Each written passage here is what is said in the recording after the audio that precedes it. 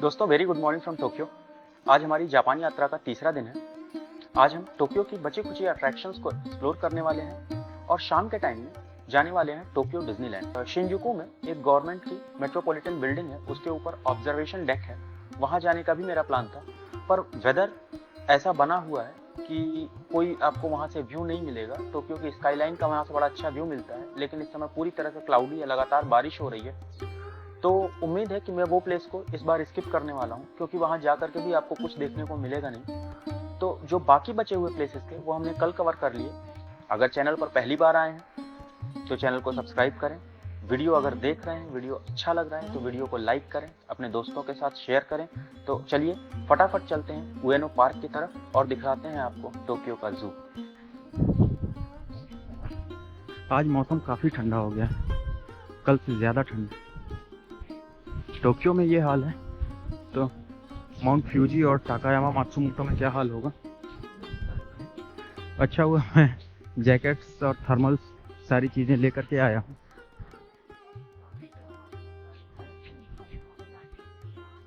उएनो में अपने होटल से जब मैं बाहर निकला तो सामने जो सड़क है उएनो स्टेशन और होटल के बीच में, उसको क्रॉस करने के लिए ये एक फ्लाईओवर बना के रखा है। आप देख सकते हैं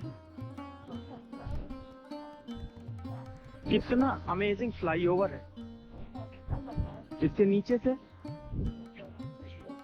ये वो सड़क है, इसके पीछे की तरफ अपना होटल है, इस तरफ ये आपको दिखाई पड़ रहा है उएनो स्टेशन और ये है फ्लाईओवर। अमेजिंग। इधर से हम वॉक करके आ रहे हैं और ये है सामने का हिस्सा उएनो पार्क का। अभी मुझे लेनी है जू की टिकट। मैंने ऑनलाइन ली नहीं थी, मौसम का कुछ भरोसा नहीं था, वरना आप ऑनलाइन भी ले सकते हैं। आइए इनसे पूछते हैं जू की टिकट कहाँ मिलेगी, उसके बाद पार्क में एंटर करते हैं। दोस्तों उएनो पार्क के ही कंपाउंड में ये है national museum of modern art. यहाँ बहुत सारे बड़े बड़े पेंटर्स की ओरिजिनल पेंटिंग्स डिस्प्ले में लगी हुई हैं, बट अपने पास टाइम थोड़ा सा कम है, डिज्नीलैंड की अपनी बुकिंग है, इसलिए अभी इसके लिए नहीं चल रहे हैं। और इसमें काफ़ी भीड़ भी है, आपको लाइंस दिख रही होंगी, कई लाइंस लगी हुई हैं लोगों की एंट्री के लिए। इनफैक्ट ये पार्क और इसके आसपास के एरिया में बहुत सारे म्यूजियम्स हैं, तो अगर आपको म्यूजियम्स में इंटरेस्ट है तो भी आप यहाँ आ सकते हैं। एक नेशनल साइंस म्यूजियम भी है, एक ये मॉडर्न आर्ट का म्यूजियम है और एक जापानीज हिस्ट्री से जुड़ा हुआ भी कोई म्यूजियम है।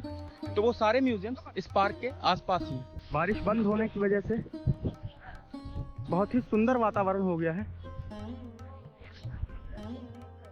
यहाँ पर कॉइन लॉकर्स भी हैं, तो अगर आप अपने साथ कोई बैग या सूटकेस ऐसा कुछ लेके आ रहे हैं तो उनको यहाँ डिपॉजिट कर सकते हैं।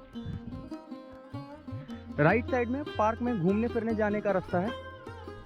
इस पार्क की कोई एंट्री फीस नहीं है, बट अगर आपको जू में जाना है तो उसके लिए आपको 600 येन की एक टिकट लेनी पड़ती है। तो पार्क अभी मैं पहले जा रहा हूँ जू के अंदर। जू घूमना मेरी प्रायोरिटी में था, तो पहले मैं जू घूमूंगा, उसके बाद अगर अपने पास टाइम बचा रहेगा तो फिर हम पार्क को भी एक्सप्लोर करेंगे। ये हैं टिकट काउंटर्स। लकीली यहाँ पर आज भीड़ नहीं है, अदरवाइज जो मैंने यहाँ के वीडियोस देखे हैं यहाँ पर लंबी लाइंस होती हैं। आइए फटाफट टिकट लेते हैं और प्रवेश करते हैं। बारिश बंद देख के मैंने माइक लगा तो लिया है, देखते हैं कितनी देर माइक का इस्तेमाल कर पाता हूँ।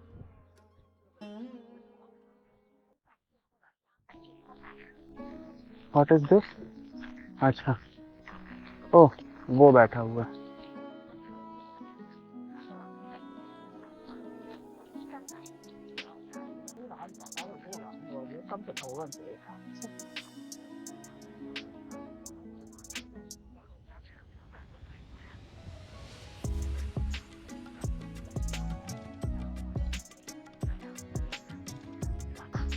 वो देखिए आपको एक बाघ दिख रहा होगा। ओह माय गॉड, फाइनली आधे घंटे से मैं वेट कर रहा था। Oh my God, amazing amazing.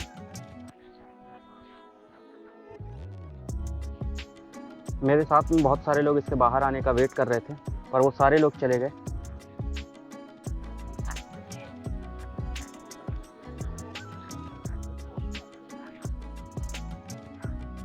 बहुत थॉटफुल तरीके से बनाया गया जू है, इसमें तो कोई डाउट ही नहीं।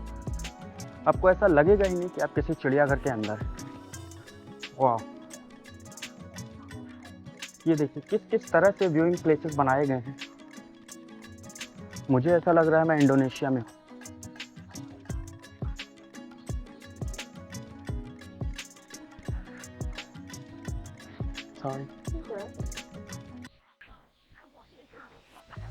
ये देखिए उतर रहे हैं भाई साहब।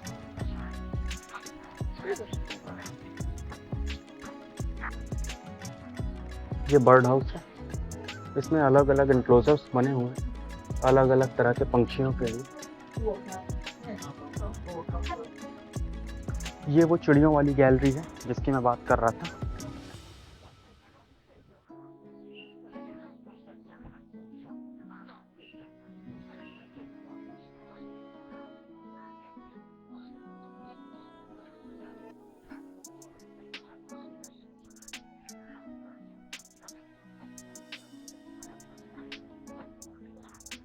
दोस्तों कितने सुंदर सुंदर पाथवेज बने हैं। कल भी जब मैं घूम रहा था तो मुझे ये लग रहा था कि घर के बाकी लोग होते तो कितना मज़ा आता। आज भी मुझे सेम फीलिंग आ रही है। पार्क के अंदर छोटे छोटे कैफ़ेज़ भी हैं जहां आप कुछ खाना पीना चाहें तो खा पी सकते हैं। और ये काफ़ी पुराना ज़ू है, आई थिंक 1850s या 1860s से ये ऑपरेशनल है। दुनिया के कुछ एक सबसे पुराने चिड़ियाघरों में से एक है। ओह, ये सील का बाड़ा है। अच्छा, ये देखिए, पर कोई सील फिलहाल तो मुझे नहीं दिख रही। अच्छा, ये ट्रांसपेरेंट ग्लास से बना के रखा है। वाह, वेरी थॉटफुल। दोस्तों ये देखिए, ये है सील। ओह माय गॉड, वो देखिए, वो लेटी हुई है, वो लेटी हुई है। कुछ कोई ठंडे पानी वाली सील या ऐसा कुछ है। ये देखिए, चलिए चल के देखते हैं क्या है ये। ओके, सो फर्स्ट, अच्छा यहाँ पर लोग कुछ सील्स को आई थिंक शूट कर रहे हैं। आइए देखते हैं। ये देखिए सील आ रही है। ओके,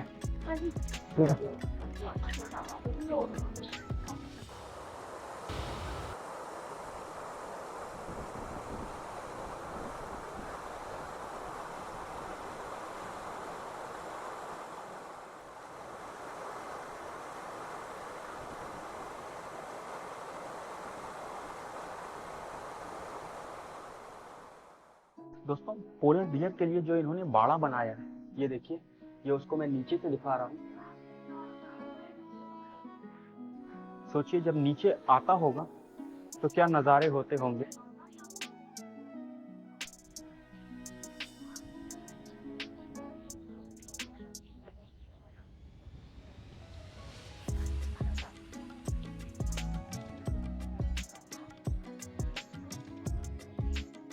ये जापान के बंदर, जापानीज मैकैक।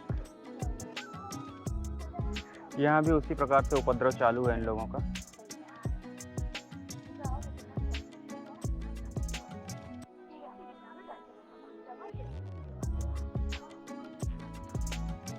ये ब्रिज जो है, ये गार्डन के या जूलॉजिकल पार्क के पूर्वी और पश्चिमी हिस्सों को आपस में कनेक्ट करता है। तो अभी हम लोग पूर्वी हिस्से से पश्चिमी हिस्से की तरफ बढ़ रहे हैं। ये देखिए, वेस्ट गार्डन में एक पॉन्ड भी है जो मैं आपको यहाँ से दिखाऊंगा।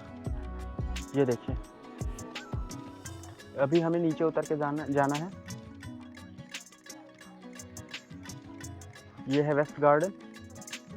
20 मिनट के इंतज़ार के बाद फाइनली हम यहाँ पहुँचे हैं पांडा एग्जिबिट में।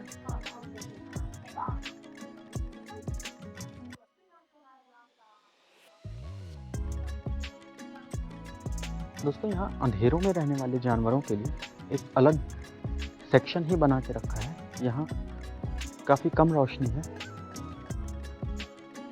ये देखिए, आपको इस तरह से। ओह, ये देखिए,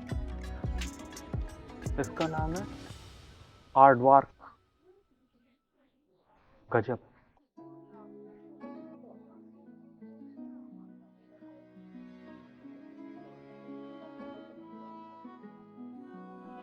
ये है गैंडा, राइनो।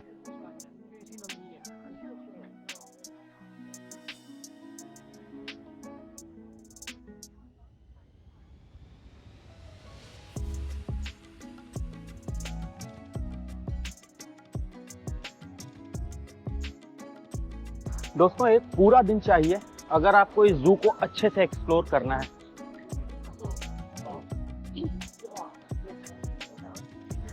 ऑसम। ये देखिए,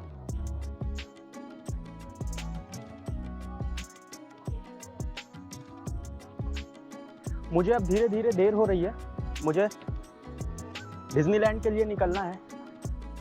मैं सुबह से इस प्लेस पे हूँ, लेकिन अभी मेरे ख्याल से मैंने 60-70% जू देखा होगा। बहुत सारी चीज़ें देखने और करने को अभी भी बाकी हैं यहाँ पर। और ये देखिए क्या चीज़ है, शानदार। ये मुझे देख रहा है, मैं इसे देख रहा हूँ। दोस्तों, उएनो जू के अंदर एक बड़ा सा पॉन्ड भी है। ये देखिए, ये है वो पॉन्ड। इसमें बहुत सारी वनस्पतियाँ हैं। पता नहीं, मुझे तो जलकुंभी की कोई प्रजाति लग रही है, मुझे नहीं पता क्या है। काफ़ी बड़ा एरिया है इस पॉन्ड का भी। और पॉन्ड के बगल में ये कैफ़े जैसा है, यहाँ बैठ के खा पी सकते हैं। तो दोस्तों, ये था टोक्यो का फेमस उएनो जू या जूलॉजिकल पार्क, जो भी कहिए। आशा करता हूँ आपको मज़ा आया होगा। अगर अच्छा लगा है तो वीडियो को लाइक करिए, चैनल को सब्सक्राइब करिए। अब हम यहाँ से निकल रहे हैं मारुनोची स्क्वायर, एक पुरानी हेरिटेज बिल्डिंगों से घिरा हुआ टोक्यो का फेमस स्क्वायर है। टोक्यो स्टेशन के बिल्कुल पास में ही है।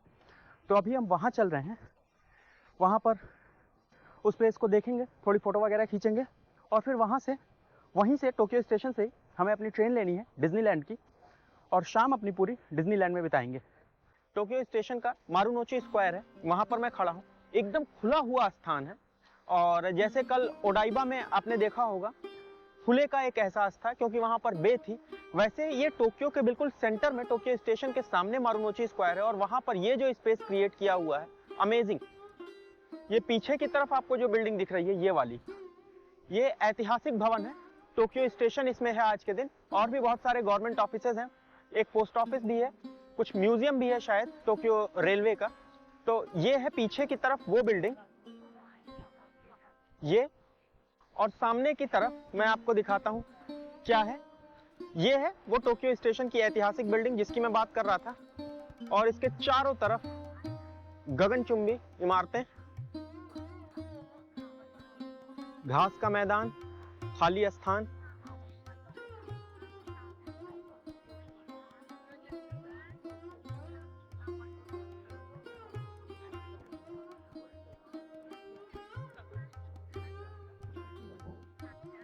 अभी सामने की तरफ एक पाथवे बना हुआ है, वहां पर अगल बगल लोगों के बैठने के लिए बेंचेस भी बनी हुई हैं। मैं आपको दिखाता हूँ, वो देखिए, वो दोनों तरफ जो लाइट्स चल रही हैं, बीच में एक पाथवे है।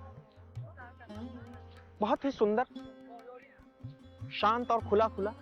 टोक्यो के हार्ट में, बिल्कुल सेंटर में इस तरह का स्पेस क्रिएट कर पाना, गजब। और यहाँ की सफाई, उसके तो क्या ही कहने। मतलब पूरे जापान में आपको एक भी डस्टबिन नहीं दिखेगा, और ये जगह इतनी साफ है, इतनी साफ है कि जिसकी आप कल्पना नहीं कर सकते। एक भी साफ करने वाला, झाड़ू लगाने वाला, पोछा लगाने वाला, कोई स्वीपर, कुछ आपको नहीं दिखेगा। जस्ट लोगों ने अपने सिविक सेंस से इस प्लेस को इतना नीट एंड क्लीन रखा है, और सब कुछ मिलजुल करके यहाँ पे जो वातावरण क्रिएट हो रहा है वो अमेजिंग है।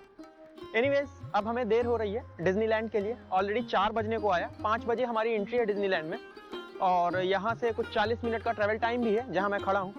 तो अब देर करूँगा तो फिर डिज्नीलैंड में अपने को कुछ राइड्स मिस होने का खतरा रहेगा। तो चलिए, अब मैं आपसे मिलता हूँ डिज्नीलैंड में।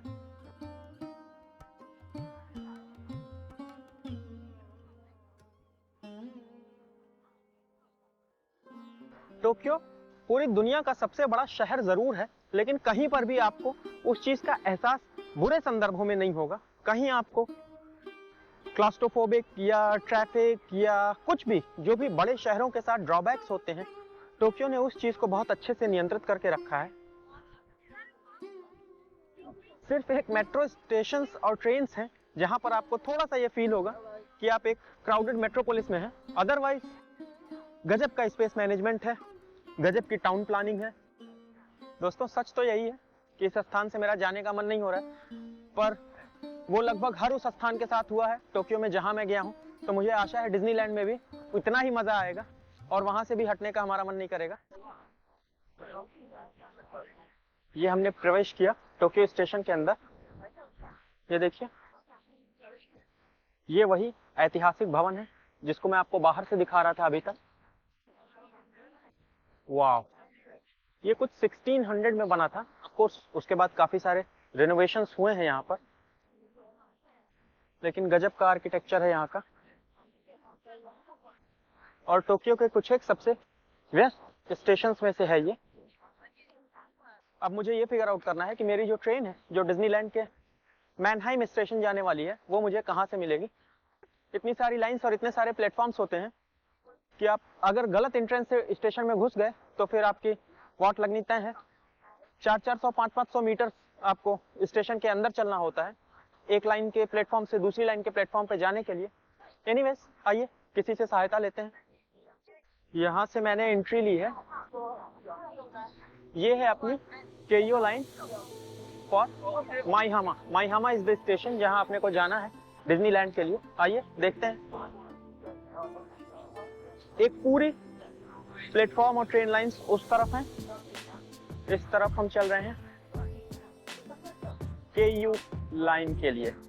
ओके, जमीन पे मार्किंग्स हैं। ये देखिए, ये बीच वाली केयू लाइन की तरफ जाएगी, ये वाली नरीता एयरपोर्ट की तरफ जो ट्रेन जाती है नरीता एक्सप्रेस उसके लिए जाएगी। तो फिलहाल इन मार्किंग्स को हम फॉलो करेंगे।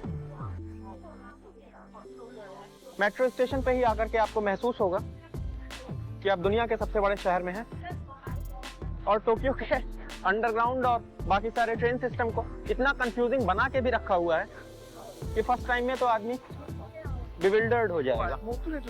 ये मेरे को पहली बार मिला किसी स्टेशन में।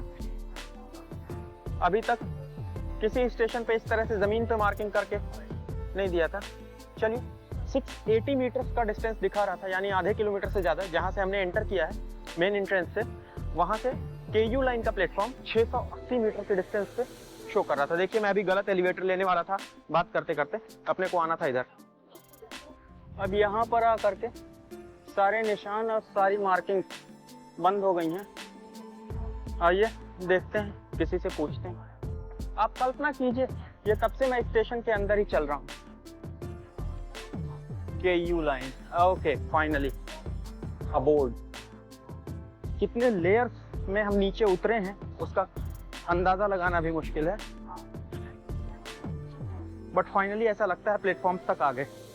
तो दोस्तों, इसीलिए मैंने आपको दिखाया ऐसा होता है टोक्यो में एक ट्रेन पकड़ना। इतने सारे ट्रेन कंपनीज, प्लेटफॉर्म्स नेविगेट करके करेक्ट प्लेस तक पहुंचना होता है। इसलिए कभी भी जो गूगल मैप्स में टाइम दिखाता है उसमें आप 10 मिनट 5 मिनट ऐड करके ही मान के चलिएगा, क्योंकि आपको प्लेटफॉर्म्स के बीच में नेविगेट करना, इस प्लेटफॉर्म से उस ट्रेन कंपनी से यहाँ से वहाँ जाना, वो अपने आप में एक कॉम्प्लिकेटेड प्रक्रिया है। तो उसके लिए जब तक आप हैबिचुअल नहीं होते हैं, थोड़ा टाइम एक्स्ट्रा रखना वो वाइज होता है। दोस्तों, ये है माइहामा स्टेशन। मैं अभी बाहर निकला हूँ, वो सिर्फ सामने आपको दिखाई पड़ रहा है। वो डिज्नी सी जाने के लिए यहाँ से डिज्नीलैंड की अपनी ट्रेन चलती है, उससे आप डिज्नी सी जा सकते हैं। डिज्नी सी दुनिया में सिर्फ एक है, वो टोक्यो में है, और डिज्नीलैंड कई जगह हैं, बट हमने अपना जो रिजर्वेशन लिया है वो डिज्नीलैंड के लिए लिया है। बारिश में राइड्स कितनी हम एक्सप्लोर कर पाएंगे वो भी एक देखने का विषय होगा, क्योंकि करीब 30-35% राइड्स इनकी ऐसी हैं जो आउटडोर हैं। तो वो कैसे चलेंगी, नहीं चलेंगी, चलिए देखते हैं।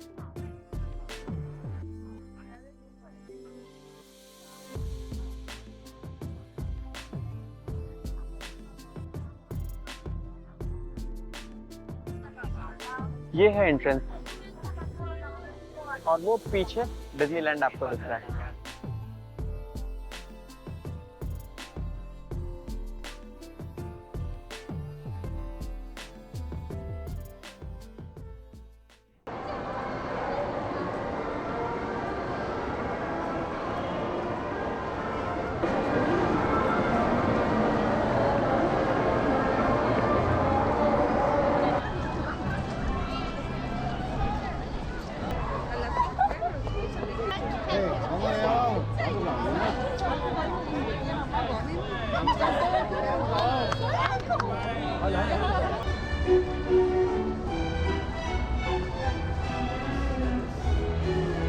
दोस्तों जो राइड्स मैंने छांट के रखी थी उनमें से एक राइड है स्प्लैश माउंटेन। उस पर इस समय 30 मिनट्स का वेट दिखा रहा है, तो मैं स्प्लैश माउंटेन की ही तरफ चल रहा हूँ।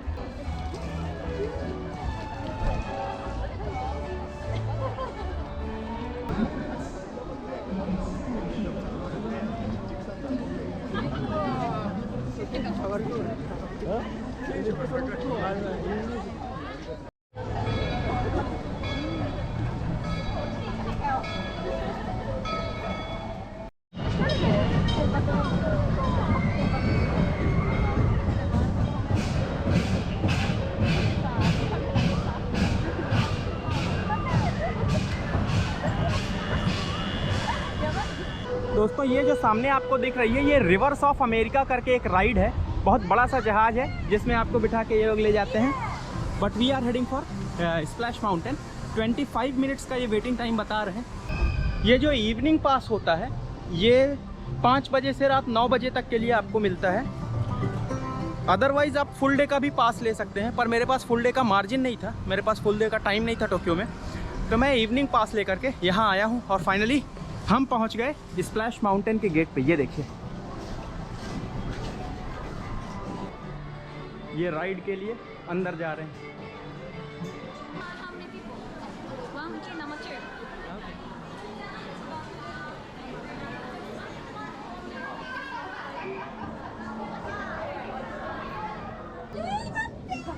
दोस्तों बिग स्प्लैश माउंटेन कंप्लीट करके मैं आ गया हॉन्टेड मैंशन के लिए, जो मेरी लिस्ट में नेक्स्ट था। हालांकि यहाँ 45 मिनट्स का वेट टाइम है, लेकिन फिर भी मैं लाइन में लगा हुआ हूँ। काफ़ी लंबी लाइन है, दिखाता हूँ। ये देखिए इतनी लंबी लाइन है, और वो है हॉन्टेड मैंशन। दोस्तों हॉन्टेड मैंशन कंप्लीट करने के बाद मैं आ गया बिग थंडर माउंटेन राइड के लिए। लास्ट टाइम जब मैं यहाँ पे आया था तो 40 मिनट्स का वेट टाइम था।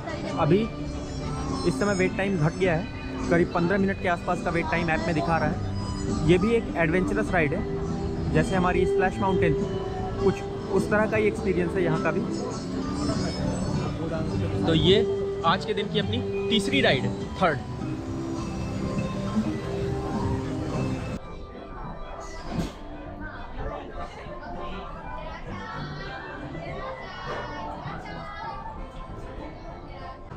दोस्तों मैं जस्ट बिग थंडर माउंटेन वाली जो राइड थी वो कंप्लीट करके आया। अभी तक जितनी राइड्स करी हैं उनमें ये बेस्ट थी। बहुत ही थ्रिलिंग, सांसें रोक देने वाला एडवेंचर था। मतलब मज़ा आ गया, ऐसा कुछ कभी भी इससे पहले फील नहीं किया था। बहुत ही मज़ेदार एक्सपीरियंस था। अगर आप टोक्यो डिज्नीलैंड आते हैं तो मेरी तरफ से इस राइड को 1 नंबर पे रखिएगा। बिग थंडर माउंटेन बहुत अच्छी थी, बिग थम्स अप।